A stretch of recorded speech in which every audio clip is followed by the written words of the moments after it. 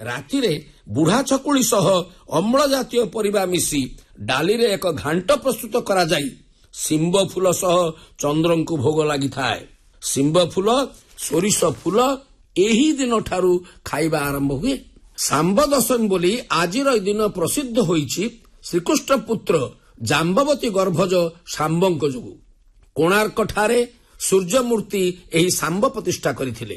ସେତେବେଳେ କୋଣାର୍କର ଏହି ସ୍ଥାନରେ ଚନ୍ଦ୍ରଭାଗା ନଦୀ ସମୁଦ୍ରରେ ମିଶିଥିଲା। ଏ କୁଳଟା ମାନେ ପୁତ୍ରକୁ ଦେଖି କାମ ବିକାରରେ ଘାରି ହେବା ହେତୁ ମୋର ସ୍ୱର୍ଗବାସ ପରେ ତୁମେ ଗୋପାଳମାନଙ୍କ ଦ୍ୱାରା ଅପହୃତା ହୁଅ। ପରେ ନାରଦଙ୍କ ଚକ୍ରାନ୍ତ ବୁଝିପାରି ପୁତ୍ର ଶାମ୍ବଙ୍କୁ ସୂର୍ଯ୍ୟ ଉପାସନା ଦ୍ୱାରା ବ୍ୟାଧିମୁକ୍ତ ହେବା ଉପଦେଶ ଦେଇଥିଲେ।